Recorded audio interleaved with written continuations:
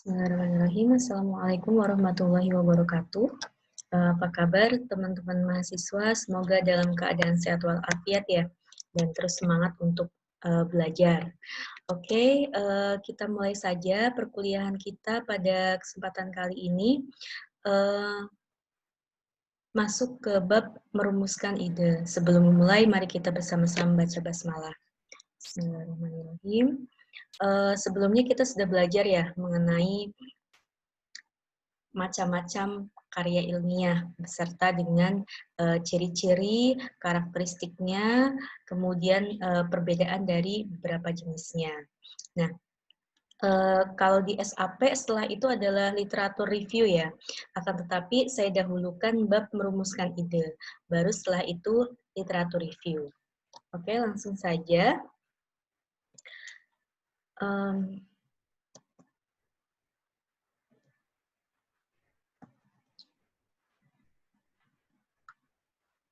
Ide dan inspirasi.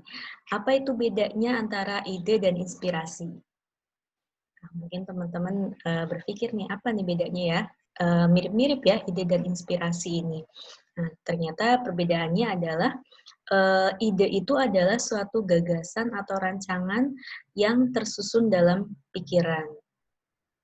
Jadi ide itu lebih terstruktur ya, sedangkan inspirasi adalah gagasan yang muncul di ingatan. Jadi hanya selintas saja gitu. Jadi kalau kita urutkan sebenarnya awalnya adalah inspirasi. Kita memperoleh inspirasi tentang suatu hal, kemudian selanjutnya adalah menemukan ide, baik untuk misalnya melakukan sesuatu atau menuliskan sesuatu dan sebagainya. Itu perbedaan antara ide dan inspirasi. Nah, kemudian mungkin di antara kita atau sebagian dari kita masih merasa kesulitan dalam mencari ide, terutama ketika ide tersebut berhubungan dengan tulisan ilmiah, gitu ya. Bagaimana sih ide itu? Apakah ide itu memang datangnya itu tiba-tiba atau memang harus dicari? Kemudian kalau misalnya dicari itu seperti apa langkah-langkahnya begitu? Nah, pada dasarnya seseorang yang akan menulis suatu pelaporan, khususnya penelitian ini, haruslah mempunyai gagasan untuk melakukan sesuatu yang akan diteliti. Jadi, ketika kita akan melakukan penelitian, tidak serta-merta kita hanya mempunyai suatu ide terus kemudian langsung kita lakukan ya, tapi ide tersebut kita kembangkan menjadi sebuah rencana yang tersusun rapi, terstruktur, yang nantinya akan kita lakukan dalam bentuk penelitian. Nah, gagasan ini biasanya rata-rata atau sebagian besar bermula dari suatu masalah yang ada atau yang mungkin timbul. Ya, jadi realita misalnya suatu masalah yang kita hadapi ataupun yang itu belum menjadi suatu masalah gitu, akan tetapi memungkinkan suatu hari nanti atau kedepannya akan menjadi sebuah masalah. Itulah biasanya muncul suatu gagasan atau ide dari sana. Contohnya apa, Bu? Contohnya misalnya kita menikmati kopi misalnya. Sebagian orang suka menikmati kopi gitu ya, baik itu di pagi hari ataupun siang misalnya seperti itu. Kemudian rata-rata penikmat kopi ini sebagian besar misalnya adalah para pekerja yang pagi-pagi itu harus segera bersiap menuju ke tempat kerja sehingga tidak punya banyak waktu lagi untuk menikmati kopi seperti itu ya. Nah, dari sini kemudian muncullah gagasan bagaimana kita membuat suatu produk dari kopi yang bisa dinikmati secara praktis. Tidak harus di rumah, tapi bisa di jalan, maksud saya dalam perjalanan ataupun di kantor, seperti itu. Sehingga muncullah suatu gagasan itu, sehingga ada atau terciptalah produk-produk kopi instan seperti itu. Itu salah satu contohnya. Banyak sekali contoh-contoh di sekitar kita yang tadinya suatu masalah gitu ya, kemudian bisa menjadi sebuah gagasan untuk melakukan terobosan baru.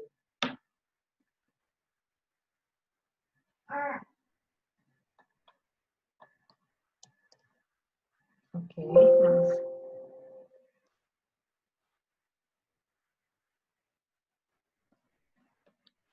Nah, masalah penelitian ini tadi kan tadi ya sebagian besar itu kita memperoleh ide itu dari masalah-masalah yang sering kita lihat di sekitar kita. Nah, selain ide itu muncul gitu ya dari masalah yang kita lihat, sebenarnya masalah ini juga bisa kita gali gitu ya. Suatu yang tadinya terlihat normal, biasa saja, tapi bisa kita gali ada permasalahan apa di sana, sehingga kita bisa meneliti sesuatu dari apa fenomena yang kita lihat. Nah, masalah penelitian ini dapat kita gali dari beberapa hal, misalnya pengalaman pribadi. Tadi ya, misalnya penikmat kopi, ingin menikmati kopi secara instan, ataupun hal-hal lain ya, pengalaman pribadi kita ya.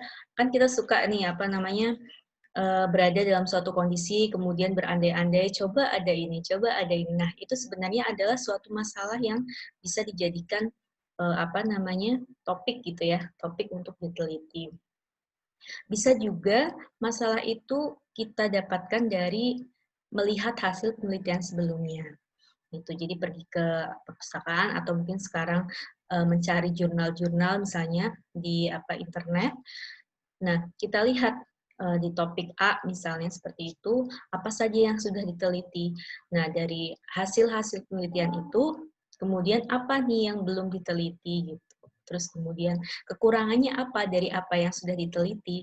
Nah, itu bisa jadi suatu masalah yang kita kembangkan menjadi sebuah penelitian ataupun tulisan ilmiah. Bisa juga masalah itu kita gali dari meninjau ulang teori yang sudah ada. Karena ilmu pengetahuan itu sifatnya berkembang ya, tidak stagnan ataupun tidak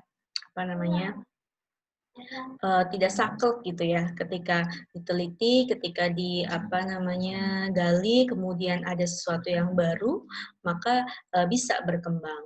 Nah, kita bisa meninjau ulang teori yang sudah ada, kemudian kita teliti lagi dengan metode-metode yang mungkin diperbaharui atau dilakukan inovasi untuk menghasilkan sesuatu yang lebih baru.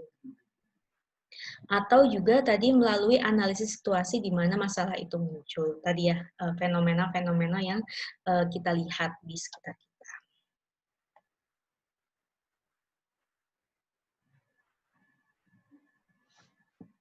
Nah, kemudian dari masalah-masalah itu ya,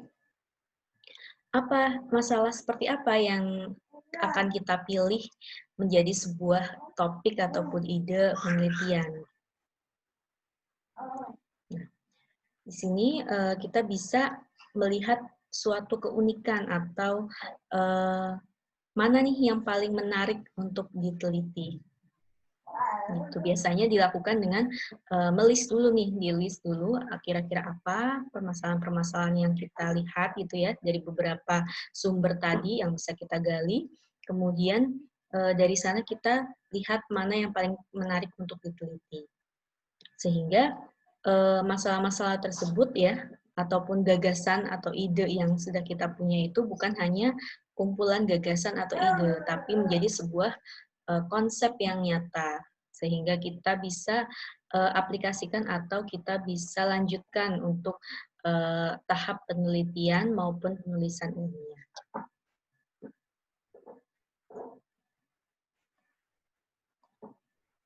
Nah, misalnya nih,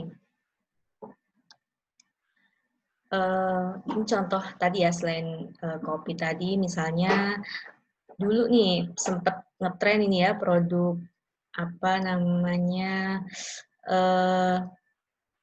mastin ya, mastin itu ekstrak kulit manggis ya, ekstrak kulit manggis untuk antioksidan, obat kanker, dan sebagainya. Nah, itu juga muncul dari sebuah kesenjangan. Kesenjangan bagaimana, Bu? Kesenjangan misalnya melihat buah manggis itu kan kulitnya itu cukup banyak ya, berapa persennya itu kulit, tebal gitu ya, memiliki warna yang sangat, cerah gitu ya. Kemudian dari kulit-kulit ini belum banyak dimanfaatkan, artinya hanya menjadi sampah gitu ya. Nah, ini adalah suatu masalah gitu. Ternyata setelah diteliti, kulit ini mengandung antioksidan yang cukup tinggi. Kemudian dapat bermanfaat untuk mengontrol kolesterol dan sebagainya. Berarti kan kulit ini memiliki nilai atau kandungan yang sangat baik untuk kesehatan.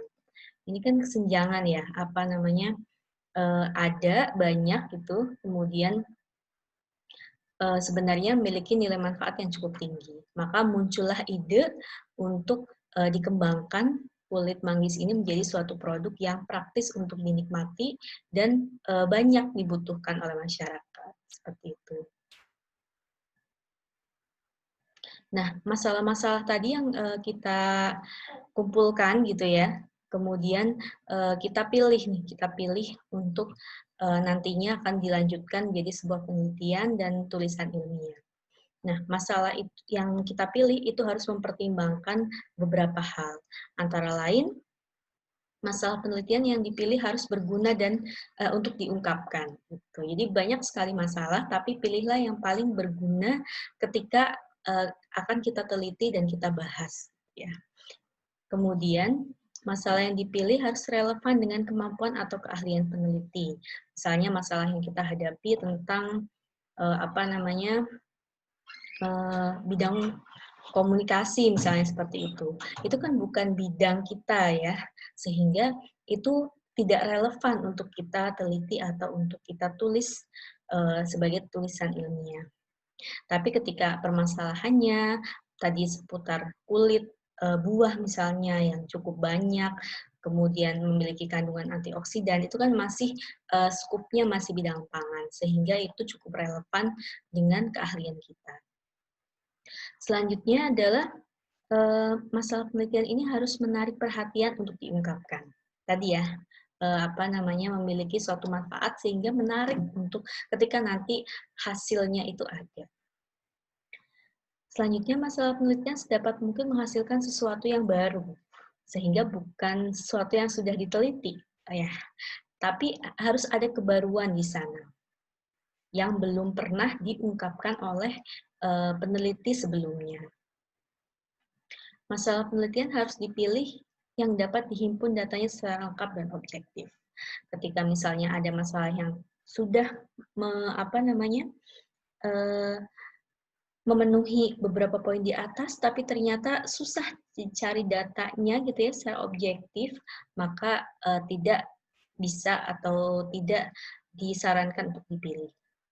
Kemudian masalah penelitian tidak boleh terlalu luas, tapi juga tidak boleh terlalu sempit, gitu ya. Jadi kalau terlalu luas, nanti akan terlalu panjang waktu penelitiannya, biaya akan semakin besar, tenaga juga semakin banyak, gitu. Dan berlebihan untuk dijadikan satu topik, misalnya topik skripsi. Jadi disesuaikan dengan jenjangnya juga. Nah, itu tadi beberapa poin ya, beberapa poin yang harus diperhatikan ketika kita sudah melis masalah-masalah yang kita temui di sekitar kita, kemudian kita akan memilih menjadi salah satu topik yang akan kita teliti. Nah, tadi di poin terakhir saya katakan bahwa penelitian itu tidak boleh terlalu luas dan tidak boleh terlalu sempit. Nah, ini juga berkaitan dengan jenjang pendidikan ya, misalnya penelitian S1 ya, skripsi untuk memenuhi atau untuk proyek gelar sarjana. Misalnya jika yang diajarkan misalnya di kuliah tentang cara membuat sate ayam, maka penelitian yang mahasiswa S1 lakukan adalah bagaimana cara membuat sate kambing. Kok sate ayam, sate kambing, Bu? Karena sate ayam ini sudah diteliti dan sudah diajarkan gitu. Sehingga bisa saja karena harus baru diganti bahannya menjadi sate kambing. Seperti itu. Dengan metode yang sama tidak masalah. Yang penting ada sesuatu yang baru. Kemudian penelitian S2 atau tesis, misalnya jika diajarkan tentang cara membuat sate ayam. Kemudian tesis yang harus dikerjakan misalnya cara membuat sate kambing untuk 1.000 orang yang disajikan di suatu jamuan. Jadi lebih ke metode ya, cara yang berbeda kalau S2. Sedangkan untuk S3, ketika diajarkan kalau Anda tertarik dengan sate, maka penelitiannya adalah apakah sate itu, sehingga penelitian S3 ini lebih ke benar-benar mencari kebaruan, baik itu produk maupun metode, dan sebagainya. Oke, singkat saja ya untuk materi menemukan ide ini, yang jelas tidak usah pusing-pusing menghadapi nanti untuk tugas akhir ataupun skripsi ya. Jika dirancang atau direncanakan dari sekarang atau dari masih semester awal nih, insya Allah nanti di tingkat akhir tidak akan kebingungan. Bagaimana merencanakannya? Saya skripsi aja belum ngambil gitu ya. Ya itu tadi, belajar bagaimana menulis yang benar, terus kemudian bagaimana sih kita mencari ide yang sesuai untuk diteliti, kemudian memilih ide, mengembangkannya menjadi sebuah gagasan untuk diteliti, itu dilatih dari sekarang sehingga nanti dalam perjalanannya akan menemukan bidang apa yang disukai dan apa yang akan diteliti. Begitu ya. Nah, ini tulisannya agak rancu ya. Intinya sih, ini ceritanya dosen gitu ya. Jadi, jangan pandang dosen itu sebagai suatu manusia yang menakutkan gitu ya. Justru malah para dosen ini ada untuk memfasilitasi para mahasiswa dalam belajar. Baik itu belajar atau menyelesaikan studi nanti, penelitian, penulisan skripsi dan sebagainya. Jadi dosen ini bukan suatu makhluk yang menyeramkan, tapi bekerja samalah dengan baik, maka insya Allah gitu ya, malah akan jadi sahabat yang sangat menyenangkan. Tentu saja dengan memperhatikan adab gitu ya. Berkomunikasi dengan teman tentu saja berbeda dengan berkomunikasi dengan guru atau dengan dosen. Walaupun memang dalam komunikasi tetap luas, tapi tetap memperhatikan yang namanya adab. Gimana Bu, biar tidak stres ketika menghadapi tugas akhir? Yang pertama tadi ya, beberapa sudah saya sampaikan tadi. Kemudian yang lain, pilih topik masalah yang benar-benar Anda minati. Jadi kenalilah diri kalian masing-masing mulai dari sekarang. Saya lebih suka ke bidang yang mana? Kan pangan juga banyak ya bidangnya. Ada mikrobiologi, ada kimia pangan, kemudian ada rekayasa. Saya lebih senang kemana? Berhitungkah, menganalisiskah, mikrobiologi, ataupun yang lainnya. Kemudian pertimbangkan apakah referensinya mudah didapatkan. Ketika tadi sudah melis masalah-masalah yang kita lihat di sekitar kita memilih salah satunya, kemudian pertimbangkan apakah referensinya mencukupi gitu ya. Kemudian selama proses dari mulai penyusunan, kemudian penelitian, ujian, kuncinya adalah di mahasiswa itu sendiri. Mau cepat, mau lambat, mau hasilnya bagus, mau tidak, mau mudah, mau nilainya bagus, itu semua adalah kuncinya adalah pada mahasiswa itu sendiri ya, bukan pada dosen ataupun yang lainnya. Gitu ya. Jadi, jangan kerjakan topik masalah yang jauh dari kemampuan. Walaupun nanti misalnya diskusi dengan dosen pembimbing mengarahkan ke penelitian ini, tapi ketika kita tidak merasa tidak menguasai, terus kemudian merasa tidak nyaman gitu ya dengan topik itu, silahkan diungkapkan. Gitu. Sehingga akan dicari bagaimana solusinya supaya semuanya oke, begitu. Kemudian kenali diri sendiri. Kenali diri sendiri, apakah saya orang yang teliti, kemudian saya cocoknya di mana ya, hitung-hitungan, atau fisika, atau yang lain. Kemudian saya sukanya di proses, atau analisa, atau pembuatan produk, dan sebagainya. Jadi mulai dari sekarang nih kita menganalisis diri sehingga nanti tidak bingung lagi. Saya ini tipe mahasiswa seperti apa, saya sukanya bidang yang apa gitu. Suka ini bukan berarti hanya satu bidang ini yang nantinya akan kita geluti, bukan seperti itu ya. Yang lain tetap kita perhatikan, tetap kita pelajari, akan tetapi kita lebih fokus ke bidang ini untuk ke tugas akhirnya. Seperti itu. Kenali minat dan ketertarikan. Tadi ya, lebih kemana tertariknya. Kemudian tentukan pilihan. Bisa pembuatan produk pangan, nanti akan bertemu dengan karakteristik fisik, pengujiannya, pengujian kimia, mikrob, dan sebagainya. Pangan fungsional nanti akan bertemu dengan uji kandungan antioksidan, kandungan vitamin, dan sebagainya. Pengemasan, dan yang lainnya. Nah, ini beberapa contoh ya. Yang pertama ini misalnya ingin mengambil topik limbah ya. Jadi limbah ini merupakan salah satu bahan yang sangat menarik untuk diteliti karena memang limbah ini kan seperti dikesampingkan ya, hasil samping dari sebuah produk pangan misalnya. Dimanfaatkannya biasanya masih kurang gitu, tapi sebenarnya memiliki nilai gizi yang masih cukup baik gitu, sehingga masih bisa diolah, diinovasikan menjadi produk pangan. Ini contohnya misalnya tahu. Ini ada limbah tahu ya, limbah cair tahu. Banyak sekali ketersediaannya karena kita tahu tahu ini merupakan makanan yang hampir seluruh penduduk Indonesia ini bisa makannya. Ketika dibuang juga mencemari lingkungan, apalagi isu-isu tentang lingkungan ini terus menjadi daya tarik ya. Dan ternyata ketika dianalisis mengandung protein dan vitamin yang cukup baik.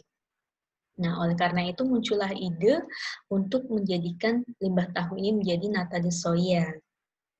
Yang ketika dijadikan produk ini kemudian bisa dinikmati dan nilai gizinya cukup baik dan harganya ekonomis. Tapi bisa meningkatkan nilai tambah dari limbah tahu. Seperti itu. Kemudian pertimbangkan biaya penelitian juga ya, lama waktunya, ketersediaan bahan, alat, itu semua harus dipertimbangkan. Oke, sebentar, saya ingin memberikan satu lagi bahan. Nah, tadi ya terkait ide ya, ini ada salah satu penelitian saya juga yang terkait dengan limbah ini. Saya menguji limbah yaitu kulit jeruk lokal Indonesia. Ada kulit jeruk Bali, kulit jeruk Siam, dan kulit jeruk Medan. Ya. Ini saya bersama Bu Nindya, dosen TPG juga ya. Saya meneliti ini karena kita lihat limbah kulit jeruk ini sangat banyak ya, belum termanfaatkan. Selama ini hanya dimanfaatkan sebagai minuman, selai, ini buahnya begitu. Kemudian muncullah ide untuk memanfaatkan kulit jeruk ini karena ternyata kulit jeruk ini memiliki aktivitas antioksidan yang cukup baik untuk jenis jeruk lain di daerah lain, sehingga saya ingin meneliti bagaimana kandungan dari kulit jeruk ini, begitu, kulit jeruk lokal Indonesia. Gitu. Ini beberapa metodenya, saya kira tips saja, persiapan dan sebagainya. Baik. Saya di sini hanya ingin menyampaikan bahwa banyak sekali ide-ide penelitian yang bisa dilakukan gitu ya, baik dari limbah ataupun pembuatan produk dan sebagainya. Yang penting ada kemauan, kemudian kita pandai atau jeli melihat kondisi sekitar, kemudian belajar terus untuk bagaimana sih kita merumuskan sebuah ide penelitian. Baik, itu saja kuliah pada kesempatan kali ini mengenai menemukan ide gitu ya. teorinya memang tidak banyak gitu ya, hanya membangkitkan semangat dan membuka wawasan kalian bagaimana tentang kita menemukan ide sebuah penelitian, sehingga nanti ketika ketemu dosen pembimbing tidak lagi blank, saya tidak tahu mau penelitian apa dan sebagainya. Harapan saya sudah ada gambaran sehingga nanti ketika ketemu dosen pembimbing sudah bisa diarahkan. Oh, ini lebih baik seperti ini dan seterusnya. Begitu ya. Untuk pertemuan kali ini saya cukupkan. Belum ada tugas, silahkan isi absen di Unidakul. Kemudian ketika ada yang mau ditanyakan atau didiskusikan, silahkan tulis di kolom komentar ataupun di ruang diskusi ya di Unidakul, ataupun bisa melalui PJ menghubungi saya. Kurang lebihnya saya mohon maaf. Wabillahi taufiq wal hidayah. Wassalamualaikum warahmatullahi wabarakatuh.